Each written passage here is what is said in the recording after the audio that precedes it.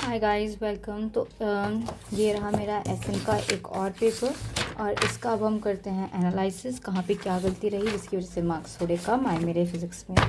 तो ये मैंने अब एक न्यू नोटबुक बना ली है जो जिसमें कि मैंने अपनी सारी मिस्टेक्स वगैरह एंड ऑल वो लिखा है कि मैंने कहाँ पे सिली मिस्टेक्स की और वो सब। तो ये मैं 3 पार्ट्स में वीडियो बनाऊँगी। पहले पार्ट में physics, then chemistry, then biology, क्योंकि I am also preparing student, तो इतना टाइम नहीं है कि मैं पूरी वीडियोज़ बनाऊँ। तो अगर आप यहाँ पे देखेंगे जो पहला क्वेश्चन है, इस क्वेश्चन में मेरे से गलती हो गई थी। यहाँ पे इस क्वेश्चन को मैंने छोड़ दिया था क्योंकि ये बहुत आसान क्वेश्चन था और ये एक प्रैक्टिस ना होने की वजह से मुझे क्वेश्चन छोड़ना पड़ा। इसमें सिर्फ ये बताना था, टेम्परेचर, फर्नेस का टेम्परेचर बताना था। तुमने भी ये क्वेश्चन बहुत बार देखा होगा, ठीक है। तो यहाँ पर जब मैंने इसको घर आके सॉल्व किया तो ये इजीली सॉल्व हो गया। Just look, heat given and heat take equal करने थे एंड ईजिली मेरा आंसर आ गया। फिर उसके बाद मैंने ये फोर्थ क्वेश्चन, ये बहुत सिली मिस्टेक की मैंने इस क्वेश्चन में। तुम इसके फॉर्मूले से अंदाज़ा लगा सकते हो कि पहली जो स्टेटमेंट है वो कह रहा है the absolute temperature of a star is double then the total rate of radiation from star increases 4 time. चलो अगर तुमको ये नहीं भी आता है, तुमको ये नहीं समझ आए कि 4 टाइम है कितने टाइम है, तो नीचे वाली स्टेटमेंट पढ़ते हैं एक बार। The rate of radiation from black body per unit area depend only temperature and absolute temperature. तो मुझे पता था कि जो हीट होती है ये T⁴ पे डिपेंड करती है, मुझे पता था। बट मुझे पता था, लेकिन मैंने उसको यहाँ पे अप्लाई करके और उसका रेट नहीं निकाला कि वो कितने टाइम इंक्रीज़ हो रही है। तो मैंने यहाँ पे मिस्टेक कर दी और मैंने इसको ट्रू कर दिया। बट अगर हम देखा जाए, अगर डबल कर रहे हैं और 4 टाइम है तो 16 टाइम इंक्रीज़ होता है। तो स्टेटमेंट 1 गलत है, जिसमें कि मैंने दोनों को ही टिक कर दिया था कि दोनों ही स्टेटमेंट ठीक है। उसके बाद मेरे ये सारे क्वेश्चन तो ठीक थे। उसके बाद फिर मेरा ये वाला जो सवाल था ये यहाँ पे मेरे को लैंग्वेज की प्रॉब्लम आई थी। यहाँ पे बोला एट द लोएस्ट पॉइंट। मेरे को लगा कि यहाँ पे लोएस्ट पॉइंट का मतलब है कि जब वो अपने एक्सट्रीम पर आ जाता है, लेकिन लोएस्ट पॉइंट का मतलब ये नहीं है जब वो अपने एक्सट्रीम पर आ जाता है। लोएस्ट पॉइंट का मतलब था ये वाला, ये लोएस्ट पॉइंट है। और लोएस्ट पॉइंट पर पोटेंशियल एनर्जी 0 रहती है और काइनेटिक एनर्जी मैक्सिमम रहती है, ठीक है ना, क्योंकि यहाँ पे वेलोसिटी 0 हो जाती है तो यहाँ पे काइनेटिक एनर्जी 0 होती है, पोटेंशियल मैक्सिमम, और यहाँ पे मिनिमम जो होती है वो पोटेंशियल एनर्जी होती है। यहाँ पे मैंने ये मिस्टेक कर दी थी। अब ये वाला क्वेश्चन जैसे कि तुम देख रहे हो, यहाँ पे ना दिया हुआ था कि सी और डी जो है ये दोनों इक्वल हैं, ये लिखा भी हुआ है। जैसे सी और डी इक्वल है वही पोटेंशियोमीटर जैसा है, बैलेंस्ड है, मतलब ये ब्रिज पोटेंशियोमीटर में होता है बैलेंस, ये ब्रिज बैलेंस्ड है। तो यहाँ पे मैंने क्या मिस्टेक की, यहाँ मिस्टेक नहीं की एक्चुअली, आंसर मेरा ठीक आया, आंसर मेरा ठीक था। यहाँ पे मैंने इसको थोड़ा लेंदी कर लिया, इतना लेंदी नहीं कर सकते, we have a limited time. तो मैंने उसको वही कि ये दोनों अगर ये सीरीज़ में और आपस में पैरेलल में, मैंने इस तरीके से किया जो कि नहीं करना चाहिए था। तो मैंने फिर यहाँ पे इसका सॉल्यूशन लिखा। हम इसको आर से भी कर सकते हैं। जो हमारा रेजिस्टेंस होता है, ये जो के, इसकी प्रॉपर्टी जो है ये इसके इन्वर्सली प्रोपोर्शनल होता है, ठीक है। तो जो हम R1, और हमको पता ही है जब हम रेजिस्टेंस में लिखते हैं तो K1 K3 K2 K4, तो जिस तरीके से हम उसमें इनको बैलेंस करते हैं, यहाँ पे मैंने इनको बैलेंस किया। एक सेकंड, फोकस आ गया। तो इनको बैलेंस किया और फिर इन्वर्स होता है इसका रिलेशन के साथ, तो के को पुट कर दिया। कितना सिंपल था, इसको मैंने कॉम्प्लिकेटेड बना लिया खाम का। अब देखो जैसे कि ये वाला क्वेश्चन है, दिस वन, यहाँ पे अगेन ये फॉर्मूला नहीं लगना था, मुझे इसमें कन्फ्यूज़न हो गई। मेरे को लगा कि यहाँ पे दिया हुआ है ना स्ट्रिंग और 3 सेगमेंट्स में, तो मुझे लगा कि वही जैसा हम उसमें करते हैं ना, स्ट्रिंग्स वाले में कि ओपन एंड्स हैं, तो ओपन ट्यूब में रेजोनेंस हो रही है। तो मैंने इसको 3/2 V/L देख के कर लिया। मैंने इसको, किधर गया, ओ सॉरी गाइस, सॉरी, पहले हमको ये वाला करना है, सॉरी 13, पहले 13 देख लेते हैं, ठीक है। तो यहाँ पे मीन फ्री पाथ का ना मेरे को फॉर्मूला नहीं पता था। यहाँ पे मेरे साथ ये प्रॉब्लम हो गई, इसका फॉर्मूला मैंने बहुत अच्छे से याद कर लिया है फाइनली। सो ये रहा, ये मैंने अटेम्प्ट छोड़ दिया था, खान को क्या फ़ायदा नंबर कटे, क्योंकि मुझे मीन फ्री पाथ का सच में याद ही नहीं था। सो अब ये बताना था कि प्रेशर डबल होने पर लैम्डा की क्या वैल्यू है। अब एन जो होता है, एन होता है number of density, so it's N/V। PV को स्टैंडर्ड करते हैं, वी को नहीं छोड़ा ये, और जब हमने एन की जगह N/V ऊपर पुट N/V इस तरीके से पुट करा, V की वैल्यू यहाँ से आगे पुट करी और P को 2P करा, ये सारा यहाँ तक का लैम्डा हो गया, तो ये λ/2 हो गया। तो मतलब ये उससे हाफ हो गया। देखो यार कितना ईजी था, जो मैं भी बता रही थी रेजोनेंस की तरह मैंने कर दिया था। 3π/2 180 सेंटीमीटर। यहाँ पे उसने बोला कि जो 180 सेंटीमीटर की जो स्ट्रिंग थी वो 3 सेगमेंट में वेव बना रही है। तो मैंने उसको गलत तरीके से करा, बट उसको इस तरीके से अटैम्प्ट करना चाहिए था। तुम इस बात को यार देख लो, इस तरीके से इसको अटैम्प्ट करना है, ठीक है। मेरा लैम्डा आ गया और फिर सिंपली V λ/μ से वेलोसिटी आ गई। Look how simple is that. And the most जिसका मुझे सबसे ज़्यादा रिग्रेट है ना, वो ये वाला क्वेश्चन है। ये मैंने छोड़ दिया था, मैंने इसको नहीं किया। बट लुक यार, ऐसा होता है ना, इसलिए मॉक टेस्ट देना ज़रूरी होता है, क्योंकि पेपर के दौरान आपका दिमाग किस तरीके से चलता है वो आपको पता चल जाता है। हालांकि बहुत बहुत ईजी क्वेश्चन है। जस्ट में ये बोला है कि बी हीट अप हो जाता है जब ए से कनेक्ट करता है, तो इसका मतलब है कि ए का टेम्परेचर बी से ज़्यादा है, और वहीं अगर हम बी को सी से कनेक्ट करते हैं तो वो कोल्ड हो जाता है। इसका मतलब बी का टेम्परेचर सी से ज़्यादा है और सी ठंडा है। तो लास्ट वाला था, सो ईजी। एंड इस वाले क्वेश्चन में इसने ना मुझे पता है क्या प्रॉब्लम हो गई। यहाँ पे लिखा है ना कांस्टेंट इंटरनल एनर्जी कांस्टेंट बताना है। अब इंटरनल एनर्जी है स्टेट फंक्शन, तो मेरे को लगा कि साइक्लिक प्रोसेस में तो वो ज़ीरो हो जाएगा, तो वो कांस्टेंट तो नहीं रहेगा।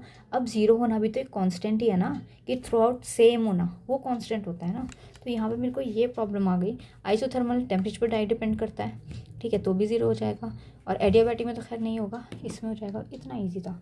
यहाँ पे मैच द फॉलोइंग्स करने थे, बट मैच द फॉलोइंग में मेरे को ये स्टेटमेंट्स मतलब इसकी पता था, बट मेरे को ना ये definition of temperature zero flow का होता है, ये मैंने नेचुरल फ्लो ऑफ हीट से मिला दिया, जो कि नहीं करना था। थोड़ी थोड़ी मिस्टेक्स हो ही जाती हैं।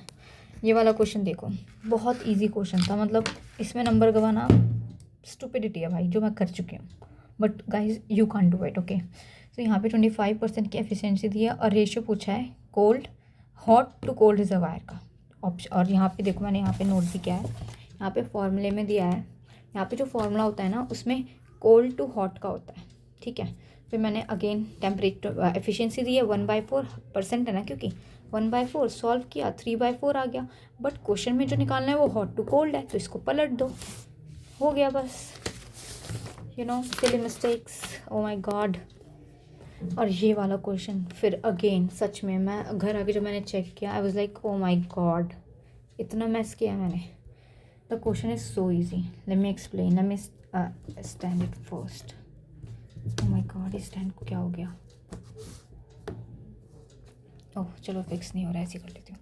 सो क्वेश्चन कह रहा है चलो तुम्हें अगर पहले देखो, मुझे ऐसा लगा था, मैं सेकंड वाले में तो मुझे श्योरिटी थी कि वेलोसिटी जो होती है वो रूट टेम्परेचर के रूट के डायरेक्टली प्रोपोर्शनल होती है ना। एक स्टैंडर्ड स्टेटमेंट है, फॉर्मूले से भी तुम निकाल सकते हो, है ना। देखो मैंने यहाँ पर नोट किया हुआ, ये रहा वेलोसिटी टेम्परेचर के वो है प्रोपोर्शनल है।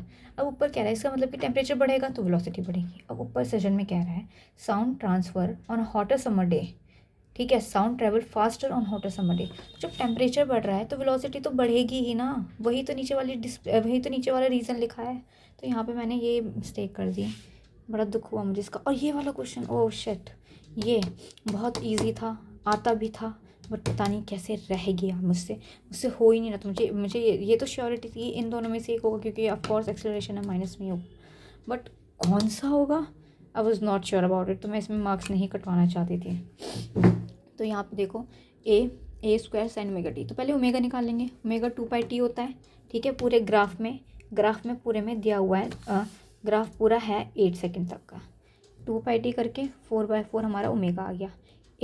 ये रहा 1 जाओगे ऊपर नीचे कहीं पर से भी ले लो, अगर मैग्नीट्यूड देखोगे तो 1 है।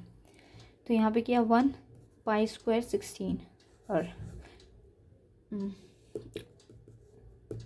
किया पुट करा ए पाई स्क्वायर 16। देखो कितना इजी था, कहाँ मैंने नंबर कटा है, कहाँ पर, यहाँ पे। Oh shit, again silly mistake, again I am so fed up with this silly mistakes.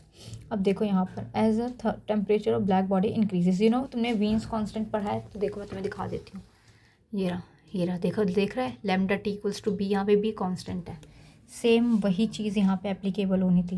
देखो मेरे नोट्स में मैंने चिपकाया हुआ है, बट स्टिल मेरे से मिस्टेक हो गई, मैंने ये कर दिया। मेरे को लगा टी इनवर्सली प्रोपोर्शनल फ्रीक्वेंसी है और फ्रीक्वेंसी इनवर्सली प्रोपोर्शनल लैम्डा है, तो T directly proportional to lambda हो जाएगा, बट ऐसा नहीं करना। यूजुअली ऐसा होता है, लेकिन ब्लैक बॉडी साफ मेंशन किया है तो उसमें ऐसा नहीं करना। दिमाग मत लगाओ ज़्यादा, जब मैं ज़्यादा दिमाग लगाती हूँ ना तो मेरे साथ यही होता है। सो लैम्डा टी इनवर्स रिलेशन है, टी बढ़ेगा तो लैम्डा डिक्रीज़ होगा, ऑफकोर्स डिक्रीज़।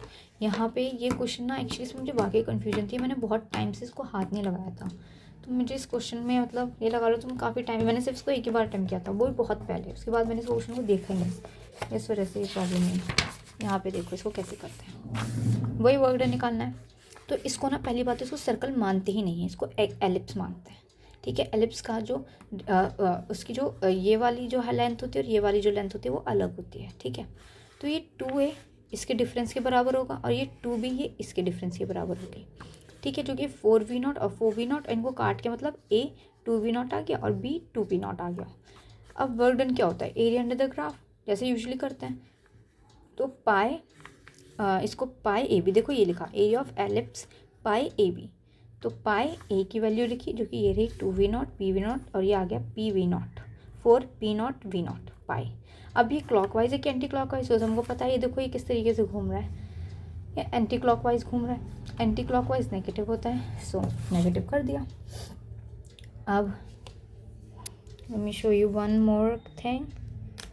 ये भी हो गया था, ये वाला ओ ये C P Y C V ये C P Y C V करना था। मेरे को लगा इसमें गामा मिक्स निकालना है, क्योंकि क्या होता है ना C P upon C V gamma का ही तो रेशियो होता है। तो मैंने गामा निकालने की भरपूर कोशिश करी, अंततः प्राप्त क्या हुआ, कुछ नहीं निकला गामा। सो प्लीज़ शॉर्टकट के थ्रू मत जाया करो, ज़्यादा ट्रिक एंड टिप्स ज़्यादा अब काम की नहीं होती।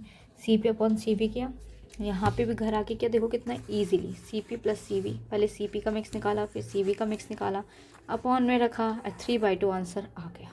कितना इजी, मतलब मुश्किल से 2 मिनट भी नहीं लगे होंगे करने में, बोले 2 मिनट में मैंने ज़्यादा बोल दिए। एक ये क्वेश्चन देखो कितना आसान क्वेश्चन था, लेकिन मैंने इसको भी इतना ख़राब कर दिया ना। ओह मतलब तुम अंदाज़ा लगा, एंड प्लीज़ कमेंट में ज़रूर बताना ये अकेली इसलिए मिस्टेक सिर्फ मुझी से हो रही है देन या फिर और कोई भी है। थोड़ा तो मुझे सुकून मिले कि मैं ये अकेली नहीं हूँ भाई, ये नॉर्मल है। तो ये देखो ये इक्वेशन दी हुई है, इसमें पूछा है वेव की इक्वेशन बतानी है, स्पीड ऑफ वेव बताना है, जो कहते हैं v = ω/k, ठीक है।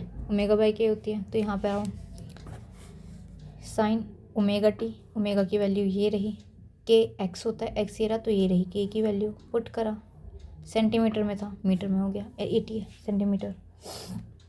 कितनी इजी चीज़ है। और यहाँ पे देखो ये वाला क्वेश्चन, यहाँ पे ये जो प्रेशर होता है ना, प्रेशर पे जो ई फ्लेक्स की जो वेलोसिटी होती है वो √2gh होती है भाई, वो प्रेशर पे डिपेंड ही नहीं करती। आई नो, मुझे पता था वेलोसिटी, मेरे को लगा कि ओ ऊपर से प्रेशर पड़ रहा है तो प्रेशर उस पर दबाव बनाएगा तो पानी और स्पीड से निकलेगा, so I was like increase, wow.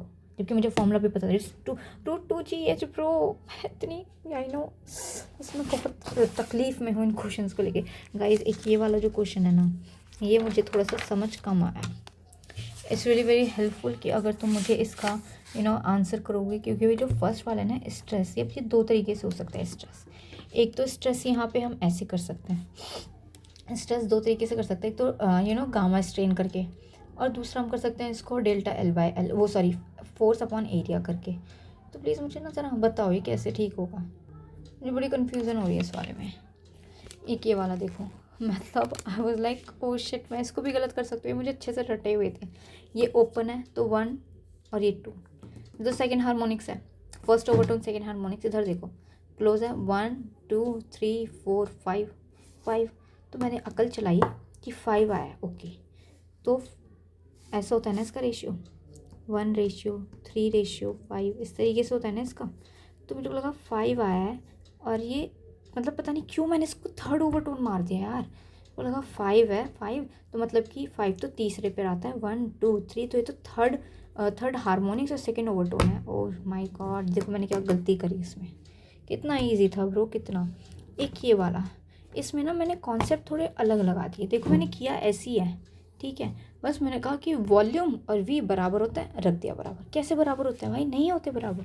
यहाँ पर देखो -p/v, ये क्या p मतलब इसको इधर भेजा, ये इधर आ गया, ठीक है। अब वॉल्यूम का रिलेशन r के साथ निकाल सकते हैं, निकाल दिया। वॉल्यूम की जगह 3 ΔR/r रखे और 3 यहाँ बीटा के पास चला गया, ठीक है। अब एरिया को भी r के रिलेशन में लिख सकते हैं, लिखा, r की जगह पुट करा और a की वैल्यू आ गई।